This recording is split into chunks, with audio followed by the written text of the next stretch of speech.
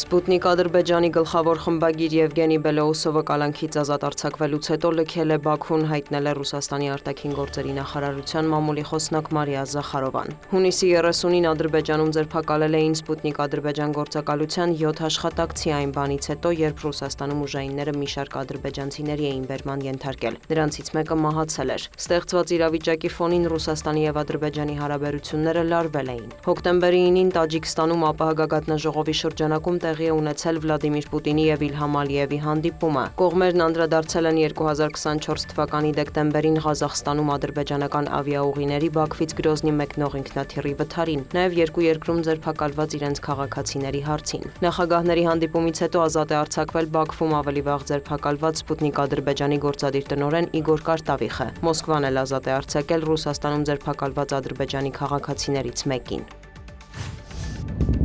Կիևի քաղաքապետը հայտնել է, որ այս գիշեր Ռուսաստանը բալիստիկ հրթիռներով հարվածներ է հասցրել Ուկրաինայի մայրաքաղաքին։ Վիտալի Կլիչկոյի խոսքով տարբեր շրջաններում հրդեհներ են բռնկվել, վնասվել են բնակելի շենքեր։ Հայտնի է մեկ զոհի եւ առնվազն 10 վիրավորի մասին։ Ռուսական ուժերը թիրախավորել են նաեւ Դնեպրի շրջանի մանկապարտեզներից մեկը, Դնեպրի ձախափին հրշեջները փորձում են տեղայնացնել հրդեհի օջախները։ Ռուսաստանի պաշտպանության նախարարությունն էլ հայտնել է, որ գիշերը խոցվել է ուկրաինական 121 անօդաչու թռչող այդ թվում Մոսկվայի, Լենինգրադի, Ռոստովի, Վոլգոգրադի, Բրյանսկի, Կալուգայի, Սմոլենսկի, Բելգորոդի մարզերում։ Դոնալդ Թրամփը մեկնել է Մալազիա, այնուհետև նա աշխատանքային հանդիպումներ կունենա Ճապոնիայում եւ Հարավային Կորեայում, ինչպես նաեւ կմասնակցի Հարավարևելյան Ասիայի երկրների ասոցիացիայի գագաթնաժողովին։ Նախքան թռիչքը լրագրողների հետ զրույցում ԱՄՆ նախագահը հույս է հայտնել, որ Չինաստանի նախագահ Սի Ցզինփինի հետ հանդիպմանը հնարավորություն կունենա քննարկելու ռուս-ուկրաինական պատերազմը դադարեցնելու ուղիները։ Մենք կցանկանայինք, որ Պեկինն օգներ մեզ Ռուսաստանի հարցում, լուրջ պատժամիջոցներ ենք կիրառել Մոսկվայի դեմ, նշել է Սպիտակ տան ղեկավարը։ Լրագրողների հարցին արդյոք Թրամփը չի վախենում, որ պատժամիջոցները կարող են ստիպել Կրեմլին գնալ էսկալացիայի, Թրամփը պատասխանել է ոչ։ ԱՄՆ նախագահը նաև հայտարարել է, որ պատրաստ է հանդիպել Հյուսիսային Կորեայի առաջնորդ Կիմ Չեն Ընի հետ։ Ես բաց եմ դրա համար։ Փենյանը բազմաթիվ միջուկային զենքեր ունի, բայց կարծես խնդիրներ ունի հեռախոսային կապի հետ, հավելել է Թրամփը։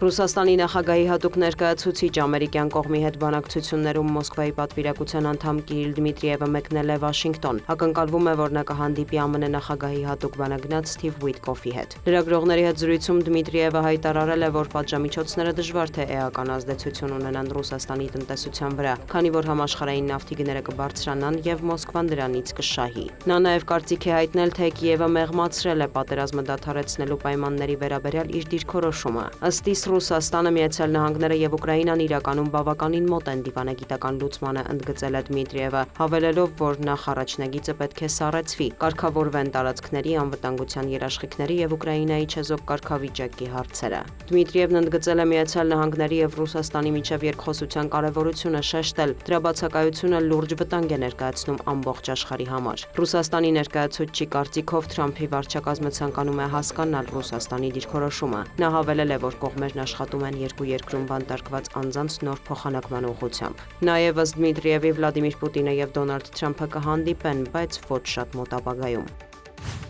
Լոնդոնում տեղի է ունեցել Ուկրաինայի աջակիցների կոալիցիայի հանդիպումը, որին մասնակցել է նաև Վոլոդիմիր Զելենսկին։ Կողմերը պատրաստակամություն են հայտնել շարունակելու Կիևին աջակցությունը, ողջունել նավթային ոլորտում Ռուսաստանի դեմ Միացյալ Նահանգների եւ Եվրոպայի վերջերս սահմանած պատժամիջոցները։ ՆԱՏՕ-ի գլխավոր քարտուղարի համոզմամբ դրանք թույլ կտան զգալիորեն մեծացնել Վլադիմիր Պուտինի վրա ճնշումը։ Մարկ Ռյուտեն անդրադարձել է Ուկրաինային ամերիկյան Թոմահոք հեռահար հրթիռների հնարավոր վաճառքին եւ հայտարարություններին, որ Վաշինգտոնն այդքան էլ հետաքրքրված չէ նման գործարքով։ ՆԱՏՕ-ի գլխավոր քարտուղարը նշել է, Թոմահոքների հարցը քննարկման փուլում է, վերջնական որոշումը պետք է կայացնի Դոնալդ Թրամփը։ Էմանուել Մակրոնը տեղեկացրել է, որ Ֆրանսիան պատրաստ է Միրաժ կործանիչներ եւ աստղ հրթիռներ փոխանցել Կիևին, ինչպես նաեւ ապահովել ուկրաինացի զինվորականների ուսուցումը։ Մեծ Բրիտանիան էլ 5000 նոր բազմաֆունկցիոնալ հրթիռ կտրամադրի ուկրաինական բանակին։ Նիդերլանդները կմեծացնի Ուկրաինային էներգետիկ ոլորտում աջակցությունը ռուսական հարվածների ֆոնին ձմռանը դիմանալու համար։